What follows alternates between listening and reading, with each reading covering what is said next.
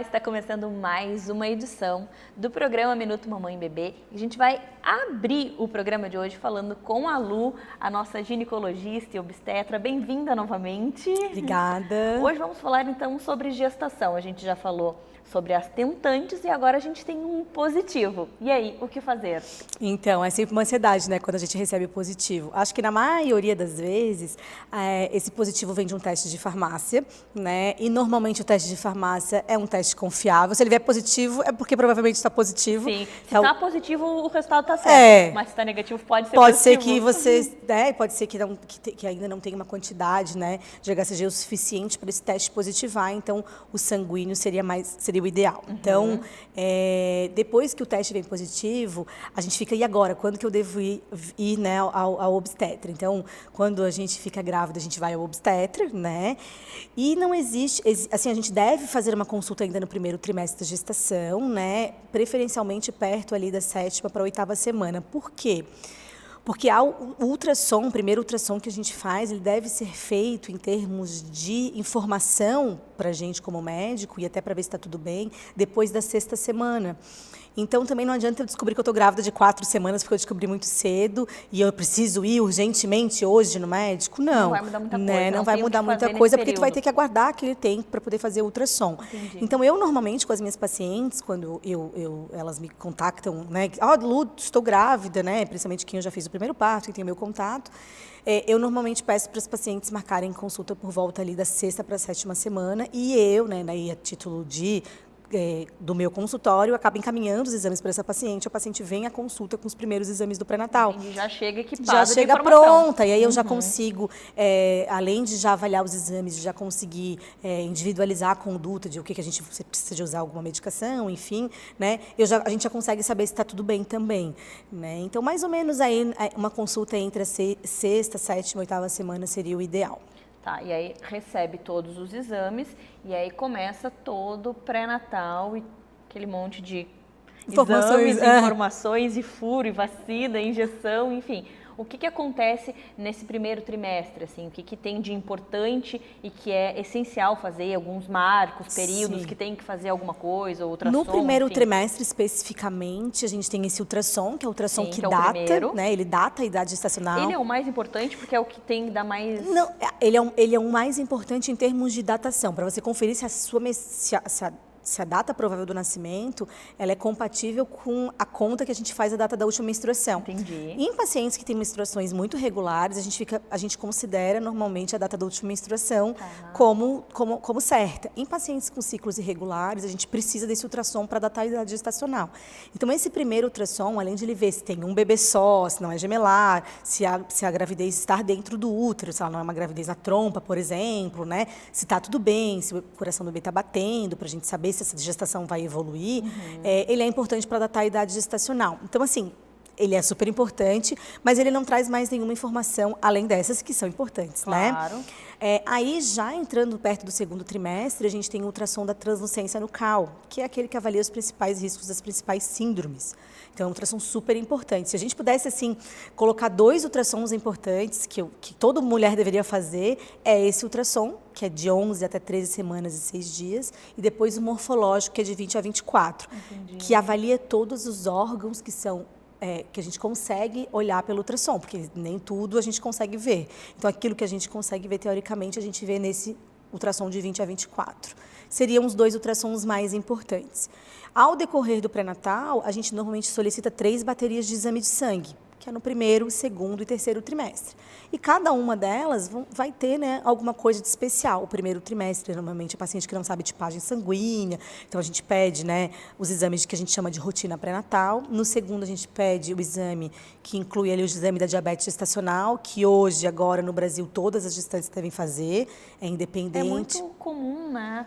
A gestante desenvolver Como a gente está engravidando mais tarde, só a idade já é um fator de risco para a diabetes gestacional, né? A idade, o aumento do ganho de peso, né? O ganho de peso, o paciente que já engorda fora do peso, que já engravida fora do peso, o síndrome do ovário policístico, a história familiar. Então, tem muitos fatores de risco. E aí, por causa disso também, porque o exame deixava passar Antigamente, a gente fazia só uma glicemia de jejum no primeiro trimestre e a paciente que tinha esse exame alterado, né, era uma candidata a fazer o teste de tolerância. Até então era assim. Agora, né, recentemente, o Ministério da Saúde, assim como a Sociedade de Ginecologia e Obstetrícia Brasileira, colocaram que todas as gestantes devem fazer a curva glicêmica, que é o teste de tolerância da glicose, que é feito lá perto das 24 semanas. Bem doce. Isso, que as grávidas sempre têm pavor. Eu acho assim, eu nunca não tive filho, mas as pessoas se dividem muito entre é horrível ou nem é tão horrível assim, né? Parece que o líquido tem um gosto meio de Sprite. Assim. Então tem gente que pede boa. E aí vem o terceiro trimestre, que de diferente tem lá o exame do Strepto B, né, que é para avaliar se tem Streptococcus B lá na vagina, porque daí indica, né, que a gente faça antibiótico pré-parto. Então, basicamente, o pré-natal, assim, o pré-natal ideal, digamos assim, teria que englobar isso. As consultas devem ser feitas todo mês, né, até 32 semanas, quando depois elas são quinzenais, depois elas são semanais. Então, a partir do momento que eu descubro que eu estou grávida, além de eu ter que fazer todos os exames, eu tenho que me programar, que eu vou ter que ir uma vez por mês fazer a minha consulta na obstetra, além de fazer a programação toda dos exames, né? Entendi. E uma gestação perfeita, ela engloba outros profissionais? Tu indicas para as tuas pacientes algum outro profissional? Eu acho que isso é o suprassumo, assim, né? Eu sempre falo que, primeiro, que a gente não sabe tudo, né? Sim. Então, eu sou obstetra, fiz medicina, eu não sei... Eu tenho alguém que sabe muito mais de nutrição do que eu, tem alguém que sabe muito mais de atividade física do que eu, claro. Né? Então, eu acho que a gestação... A gestação perfeita é a gestação multiprofissional. Então, eu indico, sim, né, avaliação com um nutricionista, avaliação com a fisioterapia pélvica. Claro, cada coisa no seu tempo, no seu momento, durante o pré-natal, período, né? Educador físico, que saiba acompanhar uma gestante, bem como a nutricionista, bem como a fisioterapia pélvica.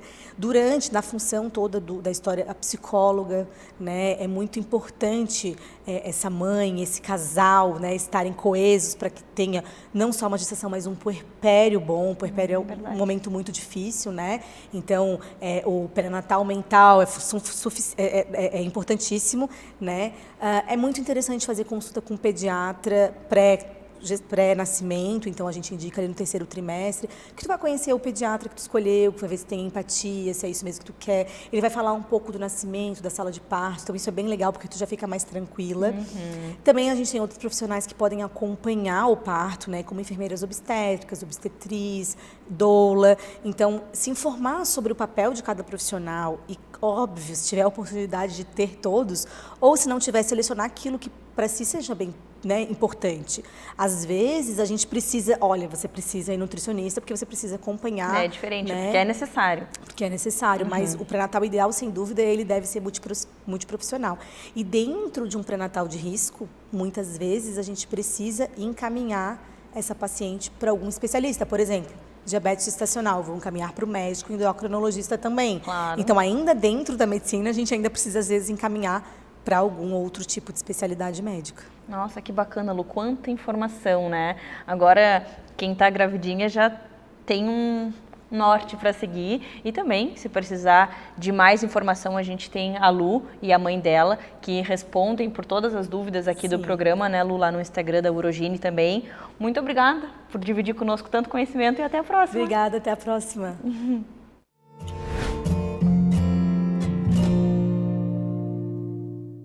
Você conhece a Dr. Kids? A Dr. Kids é um serviço inovador de atendimento pediátrico que atende seu bebê na segurança da sua casa, no conforto do seu lar, de maneira rápida, humanizada e eficiente. Com apenas alguns cliques, você localiza e aciona o pediatra mais próximo de sua casa. Baixe já o aplicativo para iOS ou Android e chame seu Dr. Kids. Dr. Kids, cuidando do que você tem de mais precioso.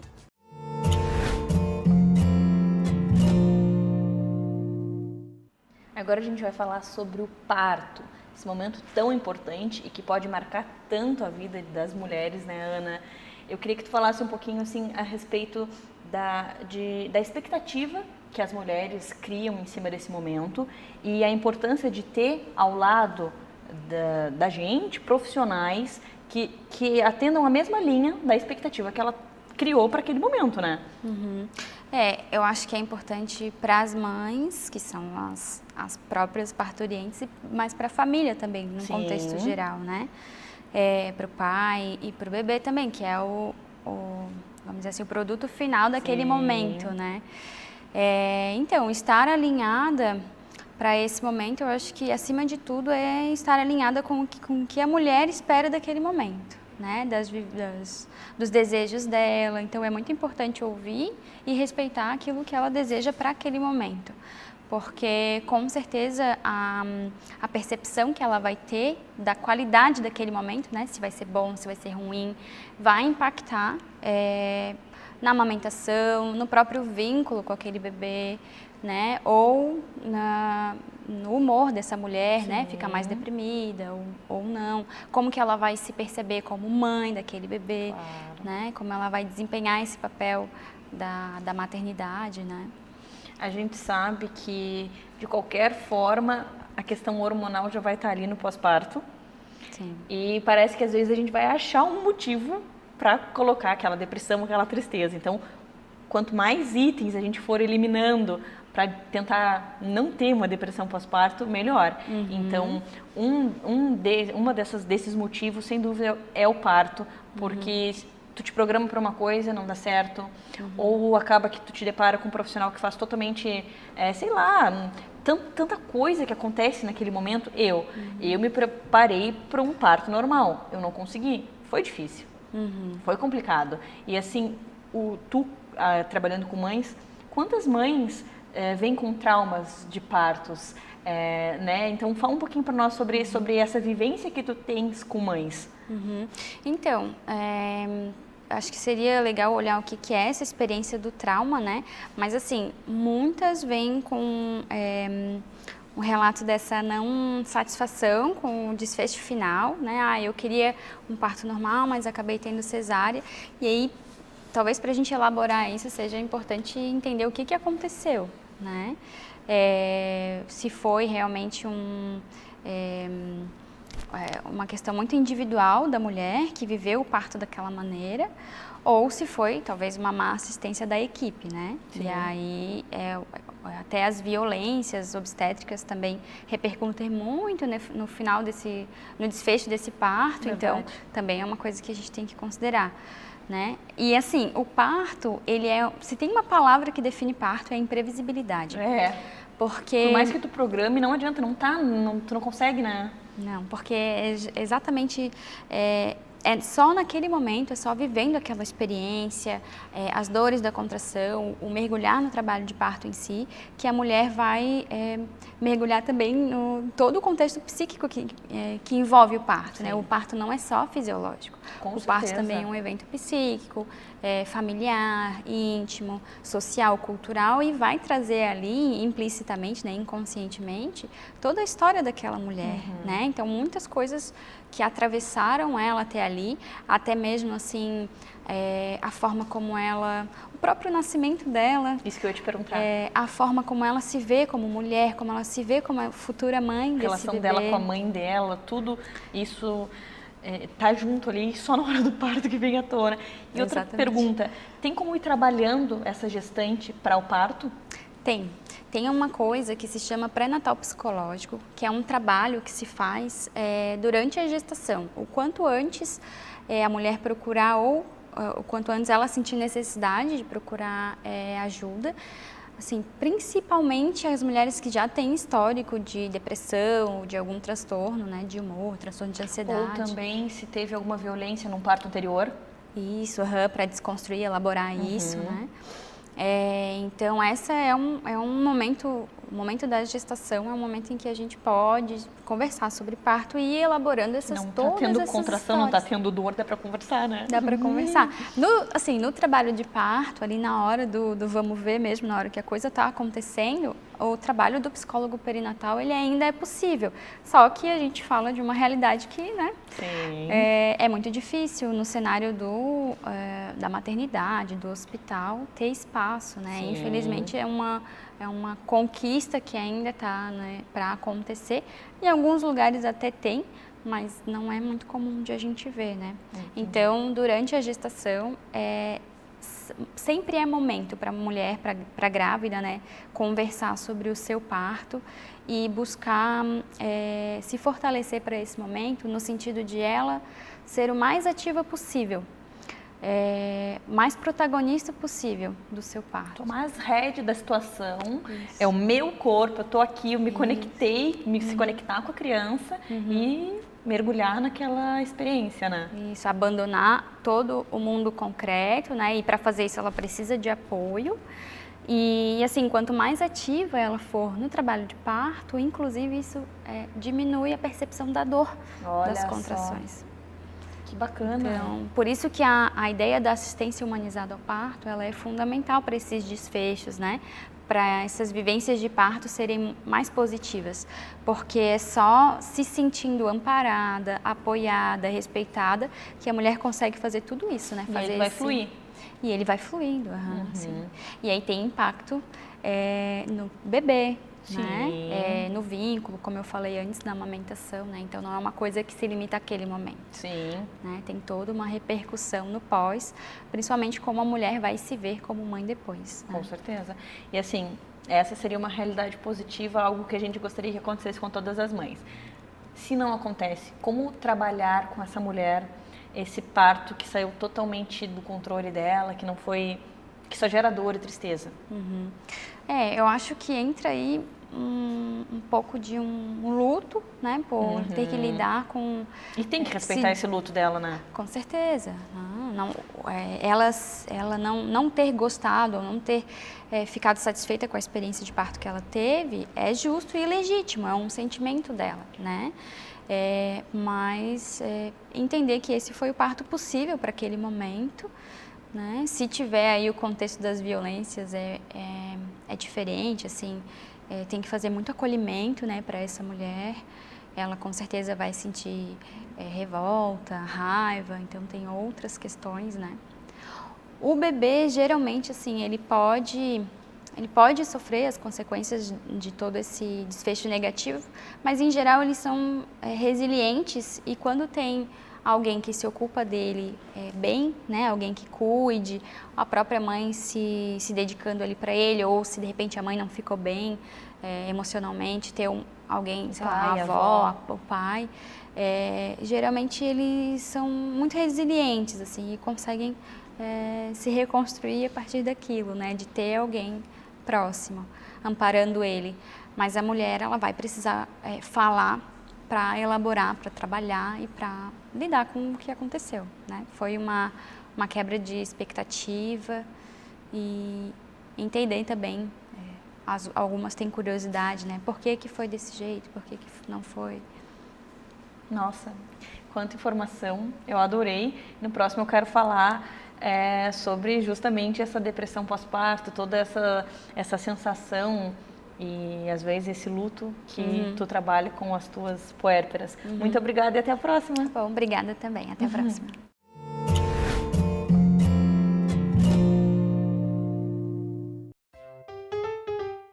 Vamos falar um pouquinho hoje sobre alergia à proteína do leite de vaca.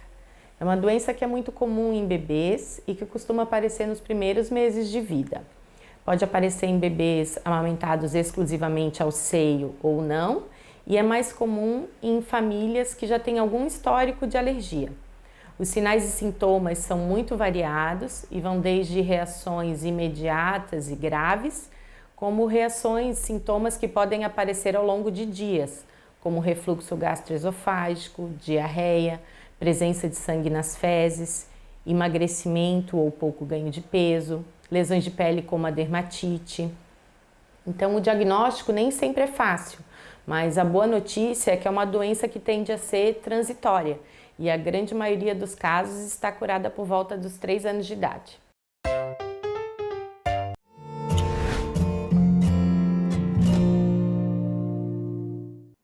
Agora nós vamos falar sobre a alimentação saudável no pós-parto, com a nossa especialista no assunto, a nossa nutricionista Luana Zappellini. Bem-vinda novamente. Muito obrigada. Lu, as mães acabam, às vezes, se cuidando muito na gestação e aí vem o pós-parto e elas relaxam por vários motivos, falta de tempo, correria, às vezes uma depressão pós-parto, mas como é importante se cuidar nesse momento, até porque tu tá amamentando o bebê. Então, assim, fala um pouquinho para nós sobre nutrientes, o que ela precisa estar ingerindo para passar para o bebê. Conta para nós o que tu atende, assim, dessas puérperas e o que tu indica. Bom, então é bem isso, né, Mari? Na gestação, a mulher está ali super se cuidando. Depois que o filho nasce, a atenção é toda voltada para o filho e ela acaba se deixando de lado, né? Eu vejo muitas pacientes falando, mas eu não tenho tempo de comer, eu nem durmo, eu belisco qualquer coisa que aparece porque ela quer só cuidar do bebê. Mas eu sempre digo que mães saudáveis têm filhos saudáveis. É verdade. Então, se a mãe não estiver saudável, o filho não vai ficar saudável também. Até porque ela está amamentando e tudo o que ela está comendo vai passar para o bebê. Fora o estresse que ela está tendo, né? Imagina se ela consumir um monte de alimentos inflamatórios, né? Muitos leite derivados, açúcar refinado, glúten, né? Alimentos industrializados. Então, se ela ter essa alimentação mais errada, vai passar isso para o bebê vai ter mais cólica, vai ter mais desconforto, né? Gastrointestinal, então essa mãe vai ficar ainda pior e vai estar passando todo esse estresse para o bebê. Então o ideal é a mãe também olhar para ela, não focar só no bebê, ela precisa cuidar dela também. E se a gente não tiver as mães, os pais também. Exatamente. Escutem, ajudem essa mulher a se alimentar bem, cuidem da alimentação, né? Porque a gente precisa dessa rede de apoio, né? É fundamental, porque essa mãe, ela precisa estar bem, ela precisa estar nutrida, ela precisa estar saudável, ela precisa estar feliz, né? A gente sabe que nesse momento, a gente é mãe, a gente sabe que esse momento é difícil, a gente precisa de uma rede de apoio, mas a gente não pode se deixar de lado. Então, sempre priorizar a comida que seja o mais natural possível, né? Frutas, verduras, cereais integrais, grãos, sementes, né? De preferência que for orgânico, porque não adianta a gente estar consumindo salada cheia de agrotóxico que vai passar para o leite. Tá fazendo tudo errado, né? Vai passar para o leite e vai passar para esse bebê, né? Ou então consumir um monte de alimentos industrializados, consumindo aditivos químicos sintéticos, que também vai passar para o bebê e vai dar várias disfunções. Então, a gente tem sempre que pensar, né, que tudo que a gente está comendo vai passar para o leite. Então, não adianta eu focar só no bebê se a gente não cuidar da nossa alimentação. Sim, porque quando uma mulher está grávida, ela pensa, o bebê está aqui dentro, vou fazer tudo certinho, como manda, para passar os melhores nutrientes para o bebê nascer perfeito. Só que quando o bebê nasce, ele precisa de uma mãe saudável também, porque de preferência ela vai amamentar. Sim. Se ela não vai amamentar, ela precisa ficar em pé. Exatamente, Viva. ela precisa ter vitalidade, ela precisa né? ter vitalidade para cuidar daquele bebê. E da onde que se tira a vitalidade?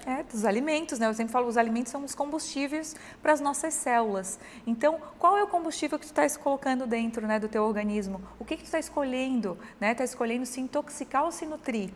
Então, a cada alimentação a gente tem que fazer essa pergunta. Tá, mas eu estou me nutrindo de verdade? Estou nutrindo minhas células com esse alimento? Ou é uma alimentação que só vai me intoxicar? Sim. Né? Então, a cada alimentação a gente tem essa oportunidade de escolha.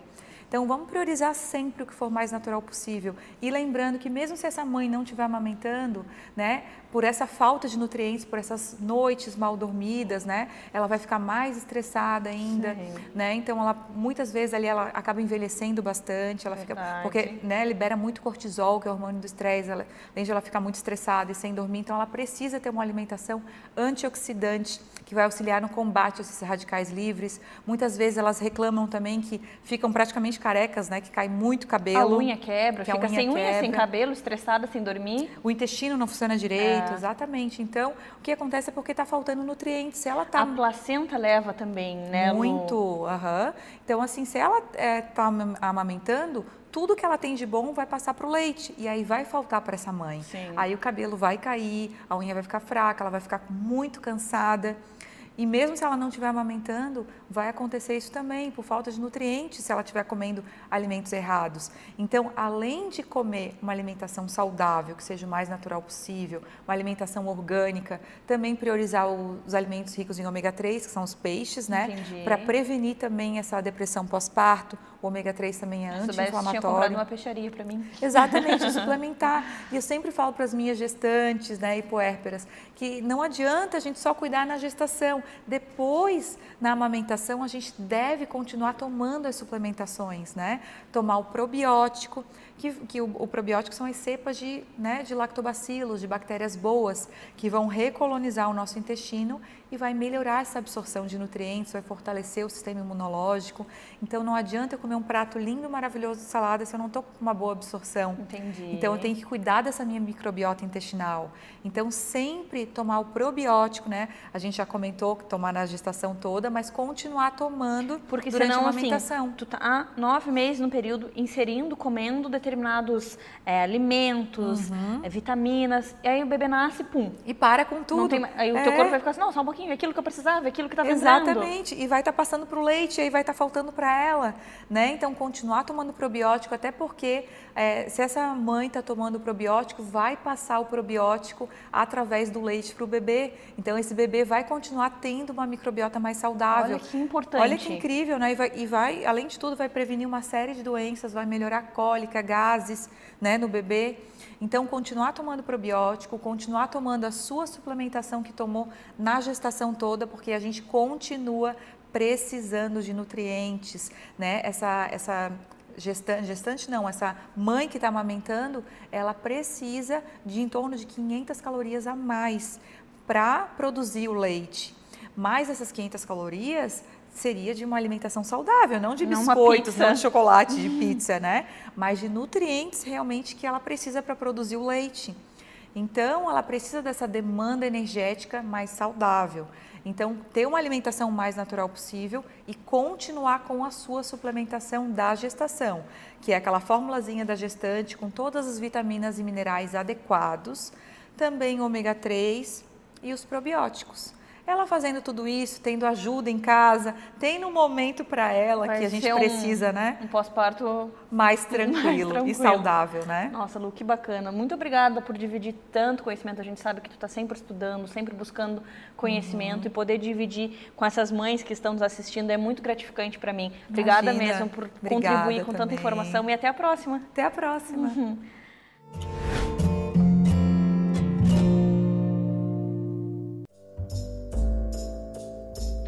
A loja Divino Bebê tem fabricação própria. São mais de 10 anos de experiência no mercado de enxoval para bebês. Temos estampas exclusivas, contamos com um bordado industrial e manual e um catálogo de materiais da melhor qualidade para personalizar com carinho o sonho de cada cliente. Temos roupa especial para batismo,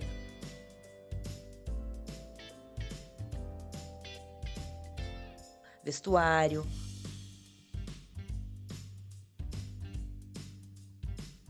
móveis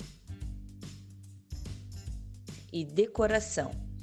Uma loja completa com produtos selecionados para atender todas as necessidades do seu bebê em um só lugar. Divino Bebê, afeto e qualidade que o seu bebê merece.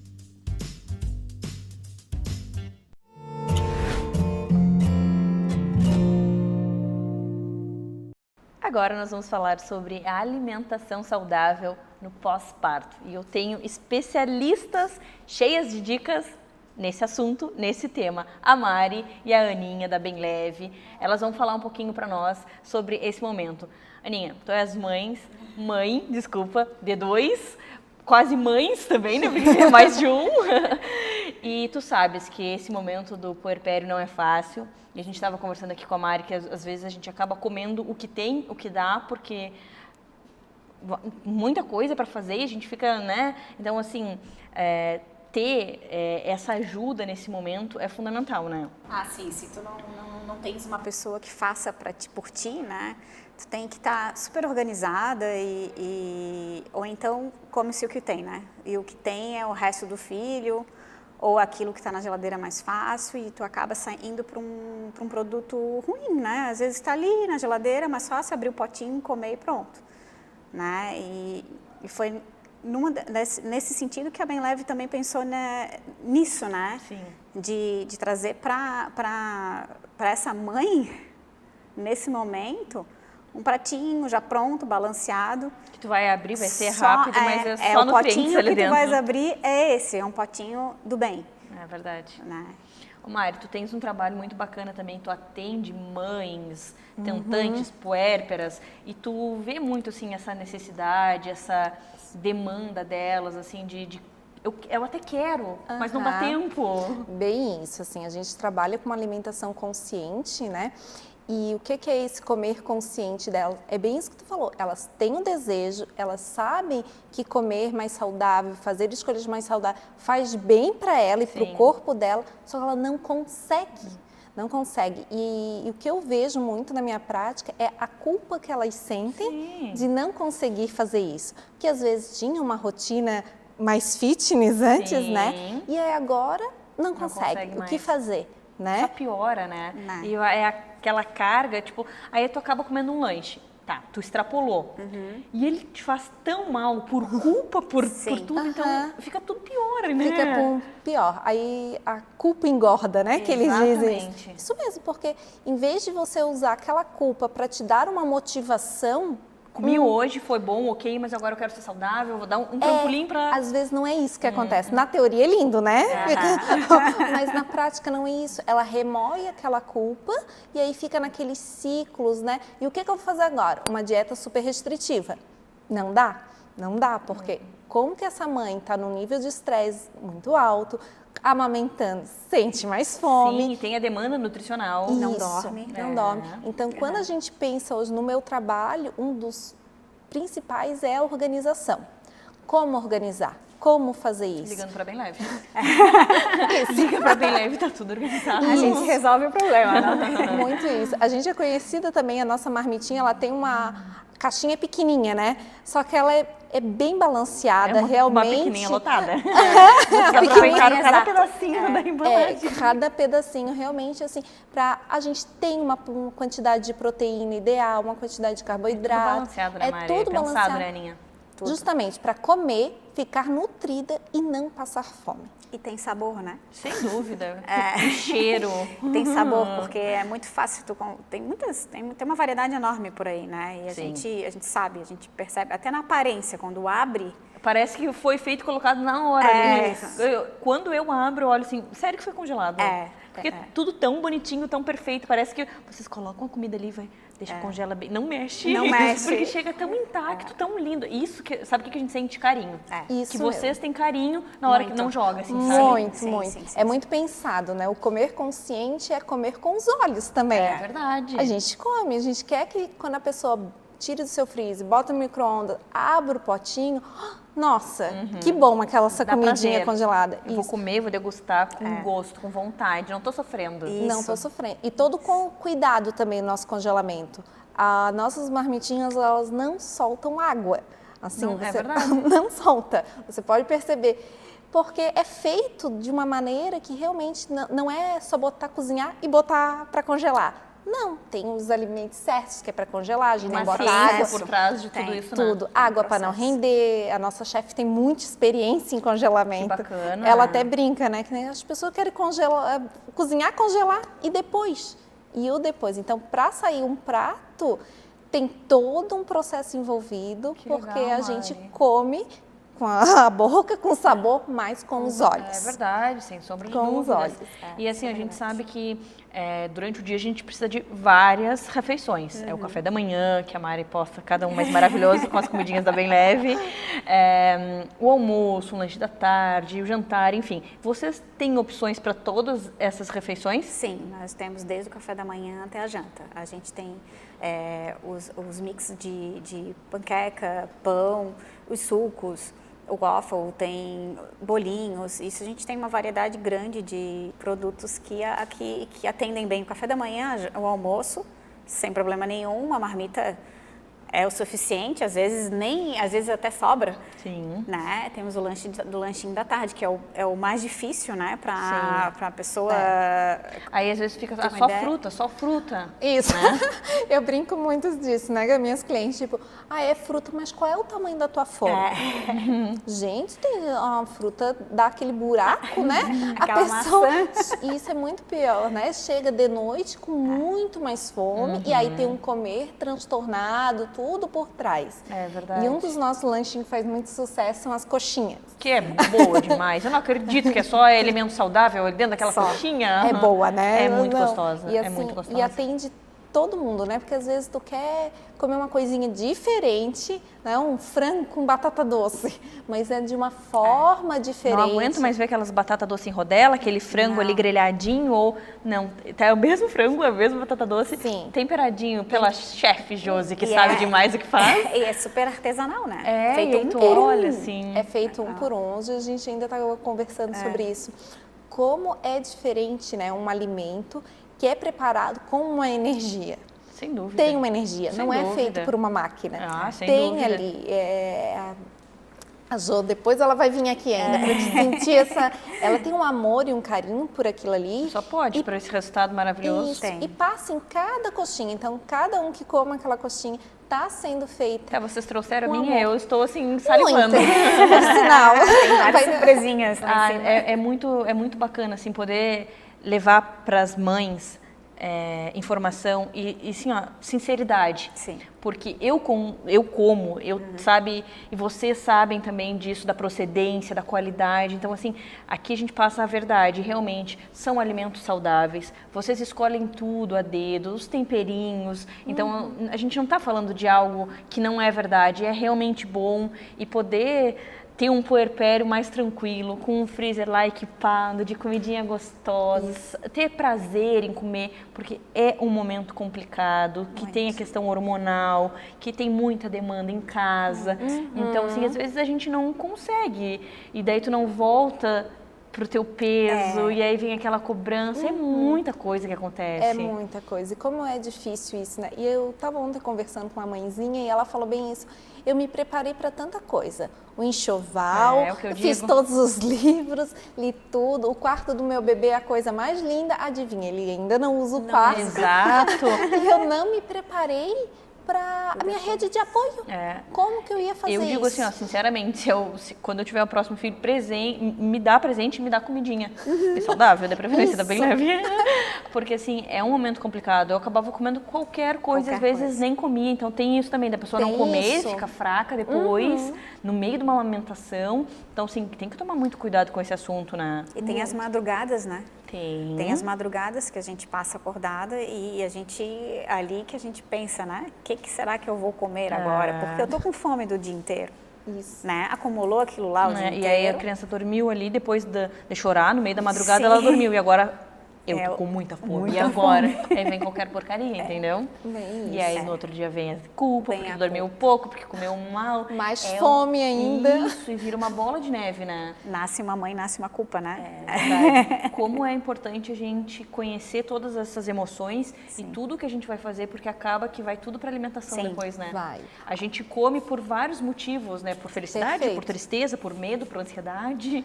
E comida é uma fonte de prazer. E ela pode continuar sendo uma fonte de prazer. Ela não pode ser uma fonte de culpa. É verdade. Isso, porque aquilo que tu come na madrugada e aí depois tu sente culpa, é o que muda tudo. Eu sempre falo, mas vale comer um brigadeiro com felicidade e alegria do que 10 docinhos fit também com medo, com culpa e com ansiedade. É verdade. Né? Então tem tudo isso em jogo. A gente ficou muito feliz dessa frase que tu falou, porque a gente ainda vai dar um presente para uma mãezinha e eu falei, vou dar comidinha para ela.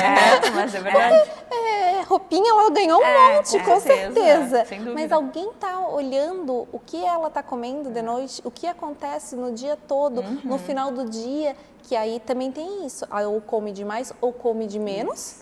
Exatamente. Que depois, esse comer de menos dá um comer transtornado depois que uma hora que essa fome vai vir. Sem dúvida. E vai vir com fúria, né? Brava. Vai vir com fúria. Então, fazer parte também deste momento é muito interessante pra gente. Verdade. O nosso nome é bem leve, mas não é só na balança, né? Na É para uma né? vida bem leve. A gente bem leve. vive isso, né? Eu acho legal, assim, que todas nós, somos todas mulheres, e a gente vive o estilo bem leve. A gente não é só da boca para fora, né? Então, além de a gente experimentar todos os pratos antes de ser colocado à venda, e a gente dá o nosso pitaco também, a gente consome Isso, a nossa vida é assim. É verdade. Então, traz mais credibilidade. Acredito. Meninas, amei. Como sempre, a participação de vocês aqui é muito deliciosa. Muito obrigada e até a próxima. Obrigada, Mari, foi um prazer. Obrigada, nós que agradecemos.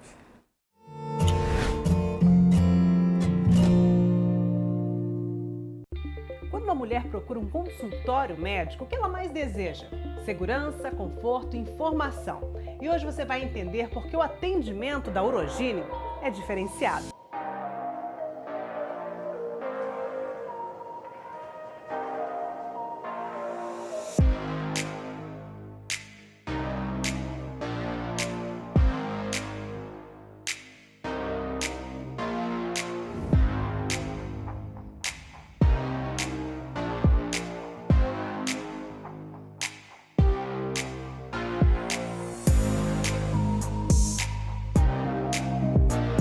Nosso atendimento inclui todas as fases da vida da mulher, desde a primeira consulta ginecológica na adolescência, as consultas ginecológicas de rotina anual, para as gravidinhas do pré-natal, as mulheres climatéricas e a menopausa, incluindo as queixas urinárias, diminuição da libido, tudo isso numa estrutura moderna e aconchegante.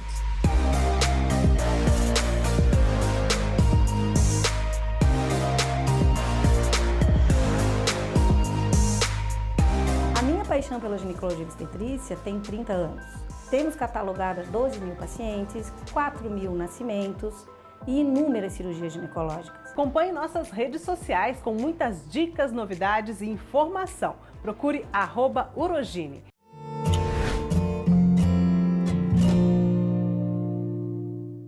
Agora nós vamos falar sobre corpo, sobre atividade física e também sobre voltar ao peso com a Sabrina, da Pulse, que trabalha com justamente essas demandas sobre mulheres que querem voltar para o peso e às vezes não conseguem por diversos motivos.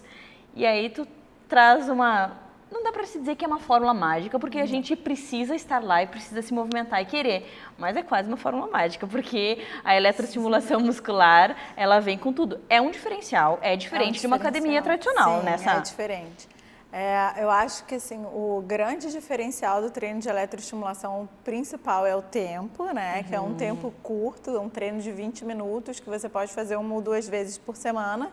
Dá para encaixar bem fácil na rotina aí da maioria das pessoas.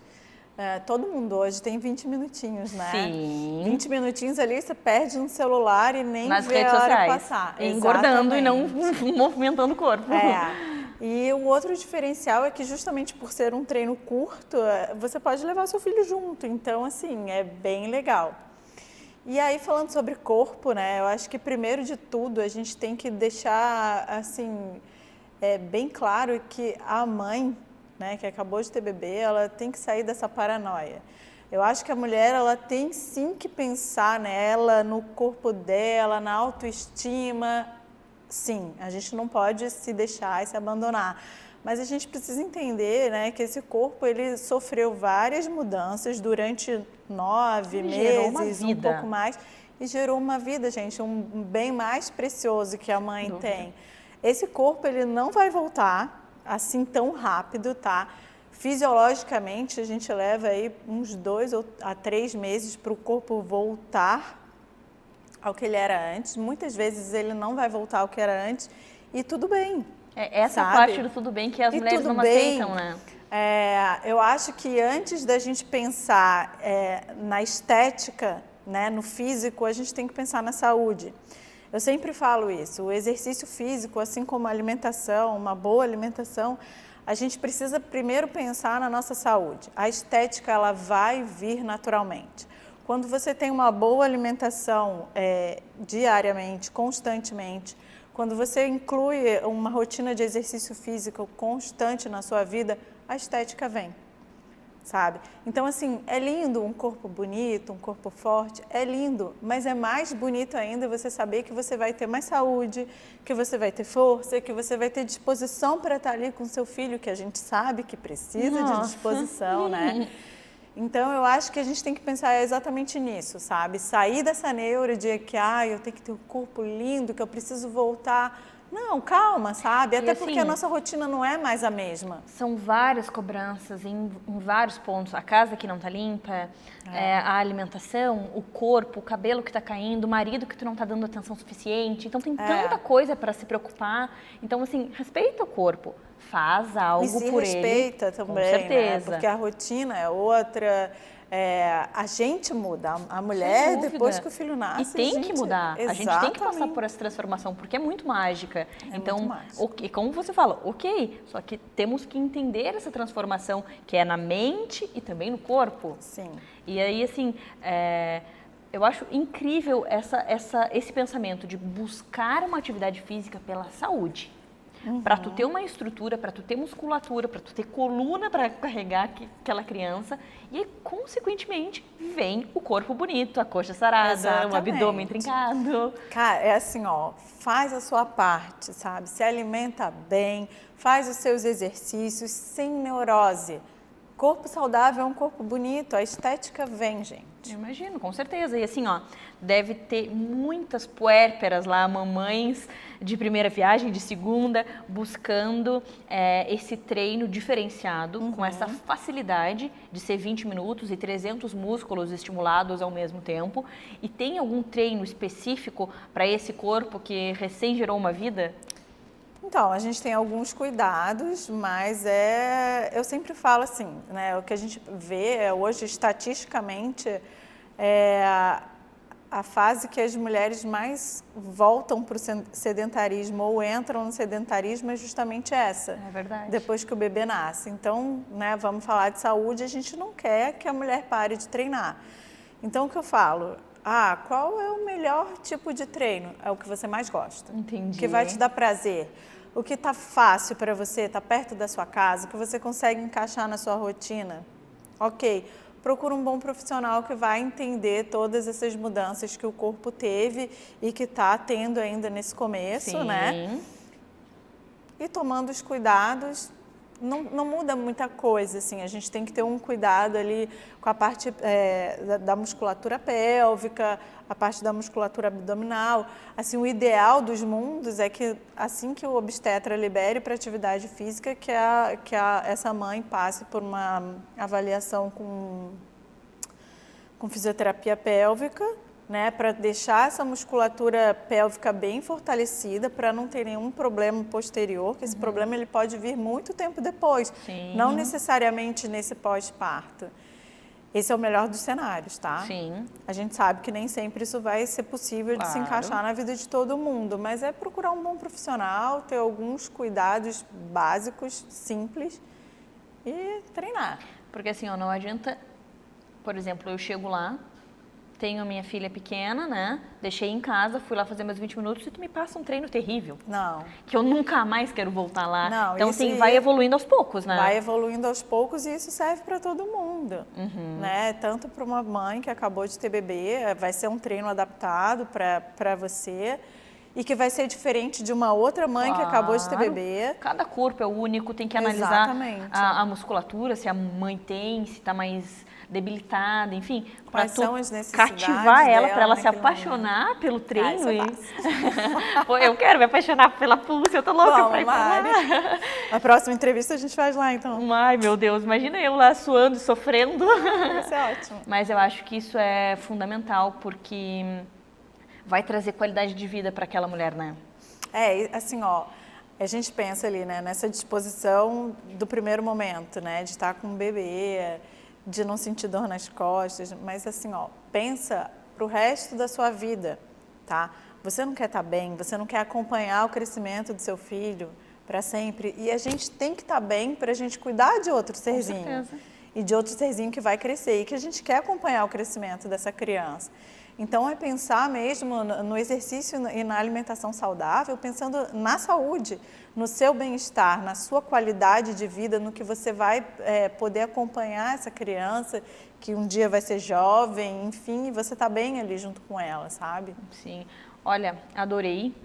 Muito obrigada por ter trazido essa tecnologia incrível para a Floripa e assim, proporcionar a tantas mulheres uma atividade física rápida e com tantos resultados. Muito obrigada mesmo e até a próxima. Obrigada a você, Mari. Até a próxima.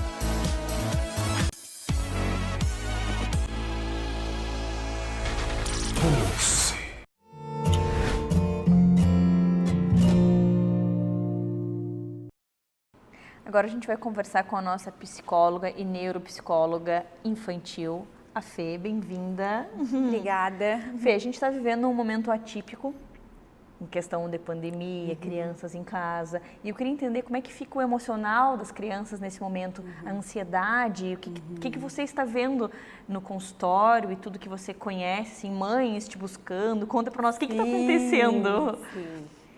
Então, Mari, é um momento bem atípico, né? E as nossas crianças, elas estão sentindo muito, né? Elas não estão entendendo muito o que está acontecendo, né? A gente explica, né? A gente está observando que as famílias que estão com excesso de cuidado, né? Isso está desencadeando muitas questões de fobias nas crianças, né? Os pais que também estão um pouco relapsos, as crianças também estão sentindo ainda mais, porque se não está acontecendo nada, por que eu não posso sair de casa, né? Verdade. Então é um momento que a gente tem que ter de aprendizado, né? Perante todas as dificuldades, né? O que a gente pode ensinar para essas nossas crianças nesse momento? E é uma oportunidade única, né, Mari? Está sendo difícil para todos nós, né? Principalmente para as nossas crianças, né? Que elas se desenvolvem através do meio social, né? Isso faz parte do desenvolvimento humano, né? Nós se desenvolvemos nas relações, né? No dividir, no compartilhar, no esperar, né? No brincar.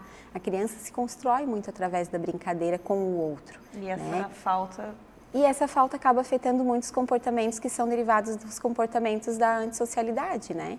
Então, ao mesmo tempo, eu sempre gosto de ensinar os pais de verem algo bom naquele momento de dificuldade. Tem que achar algo bom, né?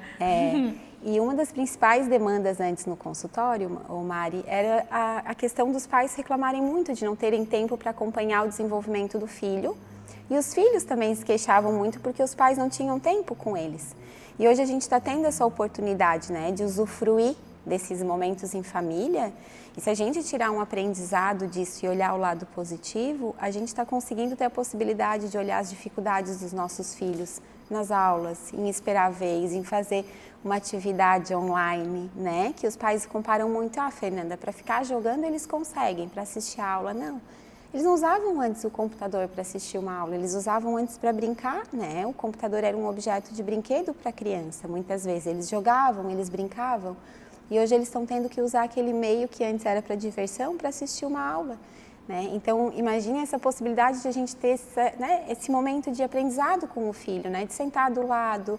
É muito desgastante para os pais, que eles estão tendo que conciliar, mas é um momento de a gente olhar para os nossos filhos e ver quais as dificuldades, né? O que tem de habilidades também, né? Antes vinha tudo na agenda. O seu filho é bom nisso, o seu filho pecou nessa parte. Isso. E agora nós que estamos vendo. A gente está ali com eles, a gente está educando, a gente está tendo que cobrar, a gente está alimentando. Então agora é uma oportunidade de analisar quem é mesmo aquele indivíduo naquele contexto que era o escolar. Exato. Que a gente não tinha como ver antes.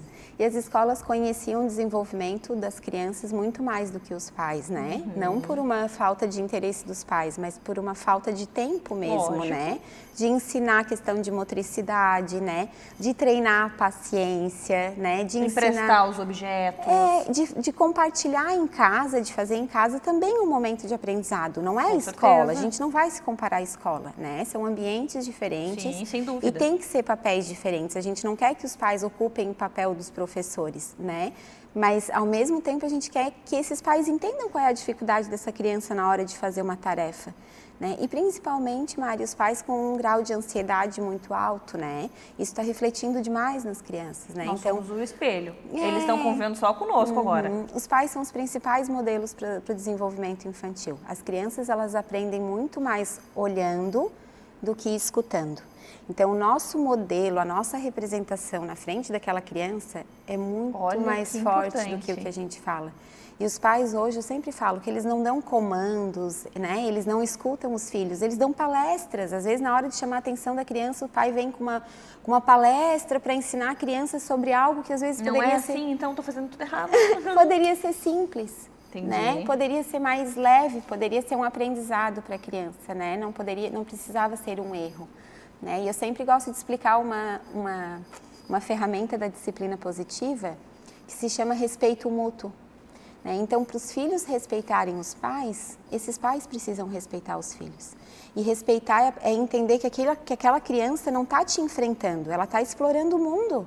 Se tu olhar como um enfrentamento, tu nunca vai respeitar aquele momento de desenvolvimento da criança. Porque a gente entra num sentido de muitas vezes ficar bravo, ficar irritado, e a criança está explorando o mundo, ela está em pleno desenvolvimento, né? Ela vai querer algo que ela deseja muito. Então, assim, respeite também a opinião, né, esse espaço da criança, respeite a emoção que a criança está sentindo e automaticamente tu acolhendo, né, aquele momento, tu respeitando aquele momento dela, quando também os pais precisar do seu momento, essa criança também vai entender. Né? As relações, elas são construídas. É verdade. Né? A criança, ela nasce com a nossa genética, né? Ela não nasce gritando, né? Tem pais que falam para mim, Fernanda, desde quando ela tinha 2 meses, ela grita. 2 meses? O choro dela é muito intenso. Mas como é que é esse ambiente? Como é que os pais se comunicam entre si? Né? Às vezes a mãe já tem um filho menor, então às vezes para chamar a criança a mãe usa um tom de voz mais alto. Então o ambiente modula muito o comportamento da criança. Então quando a gente também fala em ansiedade, nós estamos na pandemia em casa, ansiosos. Então a gente não quer que que a criança fique ansiosa dentro de casa, mas nós não estamos. Exato, exato. Então é muito um modelo, isso. Né? A ansiedade, ela, como qualquer outro tipo de transtorno, ela tem um fator muito forte genético. Né? Então, hoje a demanda no consultório de ansiedade infantil aumentou muito, né? Quase de 40%, a última estatística que saiu da Associação Brasileira de Psiquiatria. E as questões de fobias, né? As crianças estão desenvolvendo medo de inseto, as crianças estão desenvolvendo medo de coisas pequenas. Porque muitas vezes foi associado o coronavírus a um bichinho que a gente não consegue ver, né? E dentro da imaginação a criança vai numa dimensão muito longe. Então a gente tem que ter muito cuidado o que a gente passa para essas crianças, né? A gente vai ter que voltar a se socializar. A gente vai voltar a viver em sociedade. Como que vão voltar essas pessoas? Como que a gente tratou essas crianças para colocar elas de novo no contexto social? Eu acredito que tudo é uma maneira, eu sempre falo que tem que ser em doses homeopáticas, né, Mari? Então, assim, os pais me perguntam hoje, Fernanda, eu já saio, já levo meus filhos na casa dos amigos, já levo nos parques, devagarinho a gente vai ter que ir voltando, né? Tem famílias que a gente já confia que se cuidem, né? Os lugares que a gente sabe que são mais abertos, que as pessoas ficam distantes. Então, esses lugares a gente devagarinho vai ter que ir retomando para as crianças ir desenvolvendo todo o comportamento sadio delas, né? É necessário, né, que a criança tenha esse contato. E nós, enquanto responsáveis e enquanto sabedores dessa importância, cabe a nós, muitas vezes, ir devagarinho, né, levando a esse convívio. Então, às vezes tem uma priminha, tem uma amiguinha, né, ou vai no parque com a família mesmo, né, então é necessário ir voltando, a gente retomando e muitas vezes também explicando de uma maneira mais leve para a criança, né? Evitar de ver noticiários, evitar de ficar discutindo na frente da criança, evitar de uma preocupação excessiva, né? Então, não encosta ali, cuida ali, né? Às vezes, antes de sair de casa, a mãe já dá todo um sermão, né? Então, não encostem em nada, não batem na mão de ninguém, não encostem no elevador, né? E a gente recebe crianças robóticas, assim, no consultório, que elas, posso sentar aqui, tia? Aqui já está limpinho? Então, tu vê que a criança já está numa intensidade, numa preocupação tão grande que não é dela aquilo ali, foi gerado por alguém que está convivendo com essa criança, né? Então, o nosso modelo, ele é essencial para o desenvolvimento infantil da criança. E o nosso modelo, quanto mais saudável, melhor para nós e para os nossos filhos.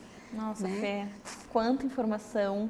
Eu amei a nossa conversa, o nosso bate-papo, achei muito rico e serviu para mim, como mãe, como educadora. Espero que tenha servido para você também, mamãe, papai, que está nos assistindo. Muito obrigada e até a próxima. Até a próxima. Eu fico à disposição e muito obrigada pelo convite.